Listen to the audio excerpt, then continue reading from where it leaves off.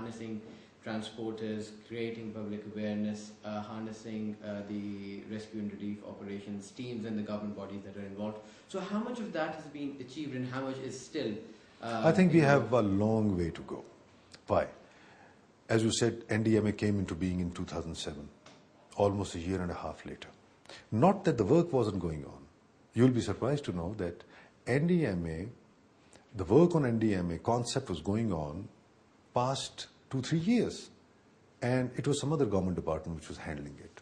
It happened to fall into my lap by chance because I had handled relief and rescue operations, so I was given this task. But it came to being in beginning of this year. We got the money on 1st of July, but we were already in action because of the floods in June. But there was a Federal Relief Commission which was operating. Yeah, but Federal Relief Commission did its job for 5 months, stabilized the situation post-earthquake, and it was disbanded. The relief part of it was merged with ERA. It was no more. So from March, April 2006 onwards, there was a vacuum. And then in March this year, we raised the NDMA. Now NDMA on paper was raised in March, but the capabilities you are pointing at will take a while. However, without these capabilities, the coordination aspect of NDMA, you have seen its manifestation during the flood operations. The flood situation was stabilized by NDMA through the provincial governments and provincial entities without any foreign assistance. However, the points you were referring to, raising of those special teams, technical teams, developing certain skills and capabilities within the local bodies will take a while. Right. Now, coming to the rescue operation, the areas of rescue and rehabilitation is what disaster management is all about.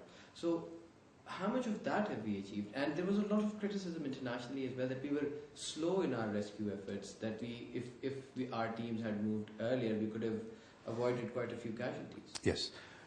You're talking of the post-earthquake. Yes. Right. I have heard this, and at times, one is surprised as to why such kind of conjecturing. Because this accident took place at 8:52 a.m. early morning, Saturday, 8th of October, 8:52. The first casualties which were lifted by Army Aviation started coming in at 11:22 to the various hospitals. And throughout that day, 700 casualties were evacuated by Army Aviation. But there were reporters who were in far-flung areas. I'm coming to that. Neelam Valley and other Yes, I'm coming to that. When the area was 30,000 square kilometer of Himalayan terrain, which was very difficult, and as I was telling you in the beginning, that the magnitude of the disaster dawned as the time passed.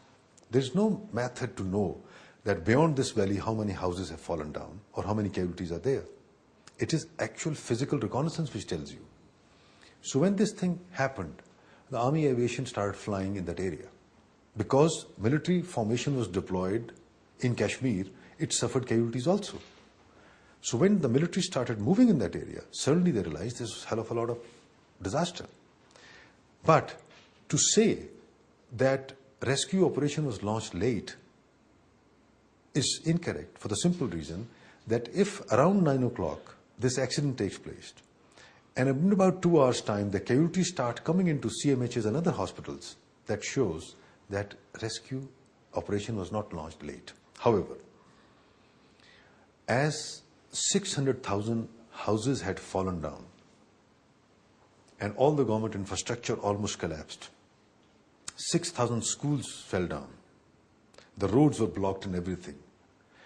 The amount of casualties, 73,000 dead, were strewn all over this 30,000 square kilometer of an area. No way people would have reached instantaneously to all those places. So therefore, you can say that at places the rescue operation started a little later. It was not by intent, but because of the nature of the calamity, the scope of that, and the area. And then, of course, the military started moving from far off areas. In frontier, the 4 districts which were hit, there is no military presence. So the military had to be moved from somewhere else. And when the military moves, it takes a bit of a while to travel to get established. So the formations which moved to those areas came from Khariyan, Gujranwala and areas like that. So it took few hours for them to reach those areas. So for this, you are right to this extent that some areas were reached later, but the relief operation and the rescue started in the early hours. Okay, so the magnitude was of an extent that everything could not have been reached instantaneously. But are we 2 years on? Are we ready to face another challenge like that? Is the NDMA equipped and prepared? Should a calamity of this magnitude strike again? Yeah, They be able to reach there? As long as it's the question of being prepared, is two aspects to it.